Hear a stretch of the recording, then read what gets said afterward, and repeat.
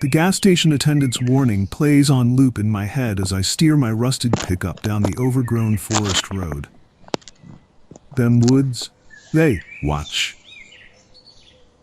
Through my dusty windshield, I pass a splintered, no trespassing sign half buried in thorny brush. Its letters bleeding red in my headlights.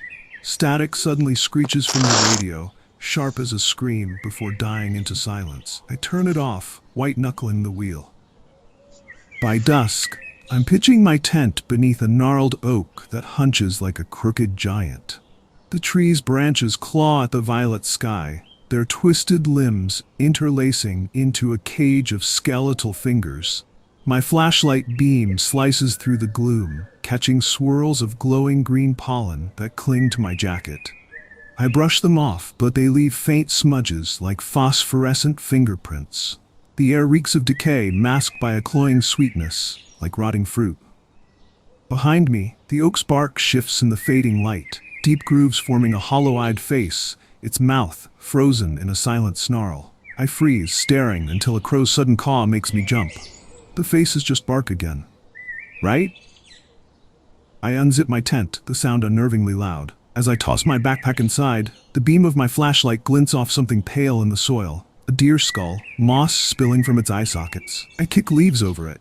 Just bones, normal wood stuff. But as I crawl into my sleeping bag, the forest goes dead silent. No owls. No wind. Moonlight bleeds through the tent fabric, casting jagged shadows of branches that creep like claws across the nylon. One shadow pauses, twitches, as if sensing me watching. Then the whispers begin. Not human, not animal. A chorus of splintering wood and rustling leaves that shapes itself into words. Outside, the oak's branches bend toward the tent, their leaves trembling as the whispers grow louder. A single glowing green leaf drifts down, sticks to the tent flap, and pulses like a slow, sick heartbeat. I clamp a hand over my mouth. The air tastes metallic. I wake to the metallic taste of blood. My tongue is raw. I must have bitten it in my sleep. Sunlight filters through the tent, painting everything in a sickly green hue. That's when I see them. 3 jagged gashes, slashed through the nylon, inches from my face. Inside the zipper, the claw marks glow faintly, oozing a viscous sap that pulses like liquid emerald. My trembling hand reaches out. The substance clings to my fingers, cold as frostbite. I scramble outside, tripping over my boots. The forest is too bright. Sunlight dapples the clearing, but the shadows beneath the trees are pitch black, as if the light refuses to touch them. The oak's face stares down, its bark now split into a grotesque grin, sap dripping like saliva from its knots.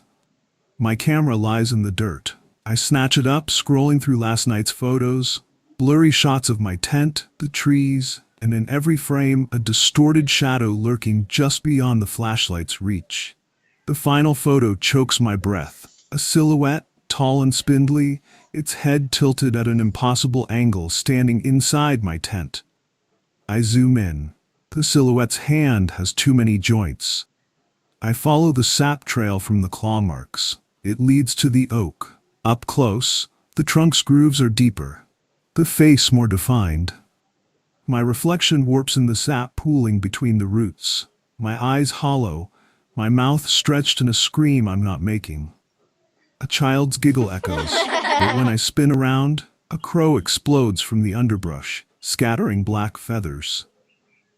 Beneath the oak, I uncover a cluster of deer skulls arranged in a spiral.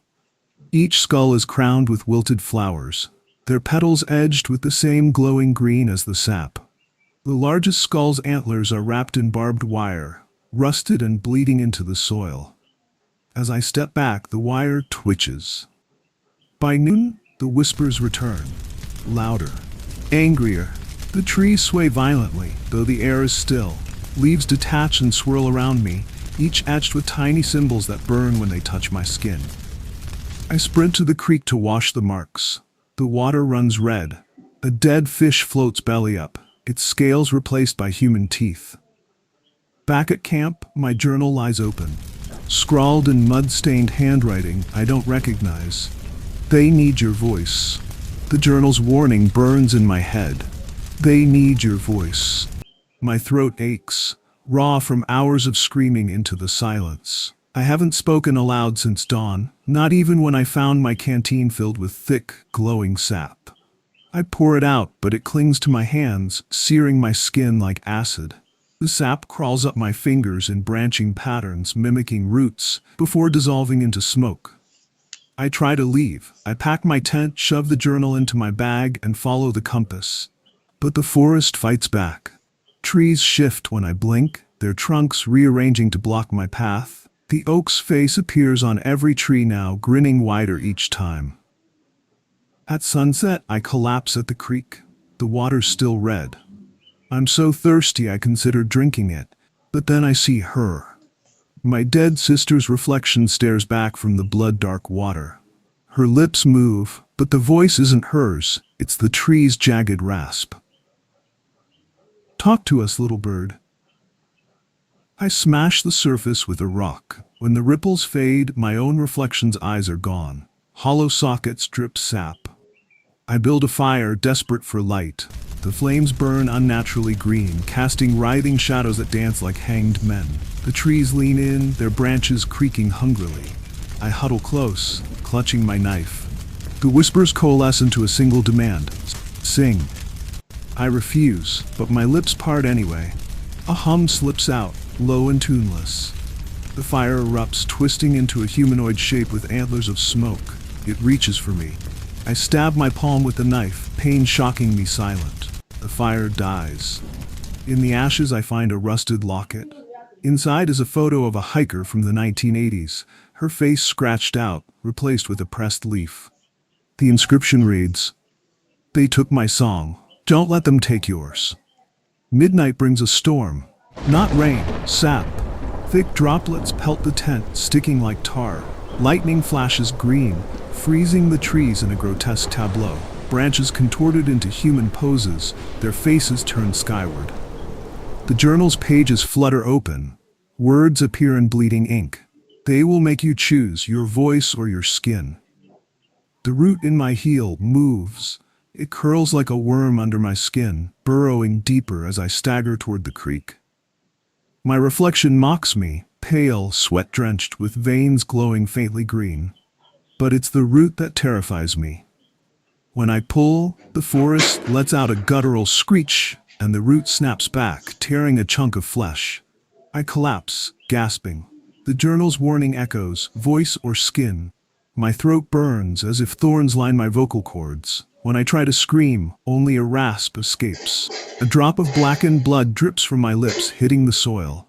Where it lands, tiny roots sprout, coiling around my boot. The trees offer a deal. At dusk, the whispers coalesce into a voice I recognize, my sister's. "Let us take your skin," she pleads, her tone sweetly rotten. Her spectral form materializes under the oak, her skin translucent, revealing writhing roots beneath. She extends a hand, her fingers branching into twigs. I recoil, clutching the rusted locket. The photo inside flickers. The hiker's scratched-out face reforms as mine, eyes replaced with acorns. By moonlight, the root has crawled past my ankle. My leg is mottled with bark-like patches, sap oozing from cracks. I hack at the root with my knife, but each cut sprays glowing green fluid that hisses and sprouts mushrooms shaped like human ears. The forest watches, always watching. A time-lapse shot of the oak's roots surging toward my camp, their tooth-tipped ends gnashing like hungry eels. I follow the creek upstream, hoping for escape. Instead, I find a ring of petrified stumps, their surfaces carved with the same symbols from the journal. At the center, a skeletal figure is fused to a tree, its mouth pried open by roots. A rotten rope hangs from its neck, a noose made of braided hair. The whispers crescendo, sacrifice. The corpse's head turns, its hollow sockets filling with fireflies that spell you. I collapse at the ritual site, too weak to run. The root now snakes up to my knee. My skin cracks audibly, flaking away like dead bark. Of my hand, the nails blacken and lengthen into thorns. The sister's ghost reappears, her voice a venomous purr. Give us your voice, or become one of us forever. I open my mouth to refuse, but the root twists and my words die. At dawn, I wake mute. The forest is silent too, but in my bag the journal's pages are filled with my handwriting. I said yes. I can't scream. I can't even whisper. The root in my heel has spread to my chest, its tendrils wrapping around my ribs like a cage. My skin is gray and cracked, flaking away to reveal bark beneath. My hand, fingers stiffening into twigs, nails blackened and sharp as thorns. The forest is silent now. No whispers, no wind, just the occasional creak of branches shifting as if the trees are holding their breath. The oak's roots have overtaken my camp, my tent shredded and tangled in their gnashing, tooth-tipped ends. I flip through the journal, desperate for answers. The pages are filled with my handwriting, but I don't remember writing it. The words shift and blur, reforming into a single sentence. They took my voice. They will take yours too. Beneath the text, a crude drawing of the oak, its roots coiled around a human figure. The figure's mouth is sewn shut with vines. At dusk, she appears again, my sister, or what's left of her. Her skin is translucent, roots writhing beneath like worms. You made the right choice, she says, her voice echoing from the trees. Her hand brushes my cheek, leaving a trail of glowing sap that burns like frostbite. I try to speak, but my lips are fused. The root in my chest pulses, and I feel it, them, inside me, threading through my veins, my lungs, my heart. I stumble to the ring of petrified stumps. The skeletal figure is gone, replaced by a fresh noose of braided hair. The rope sways in the still air, its fibers glistening with sap. The oak's roots surge toward me, their tooth-tipped ends gnashing hungrily. The sister's ghost whispers, "It's time." I collapse at the ritual site, too weak to fight. The roots wrap around me, pulling me into the soil. My eyes cloud over, turning milky white. My skin hardens into bark, my hair twisting into vines. The last thing I see is the oak's face, grinning wider than ever. I am the forest now. My body is gone, replaced by bark and roots. My thoughts are no longer my own. They're tangled with the whispers of the trees, a cacophony of voices that never stop. The journal lies at the base of the tree, its pages fluttering in a breeze that doesn't exist. The words shift and blur, reforming into a single sentence. You are the voice now.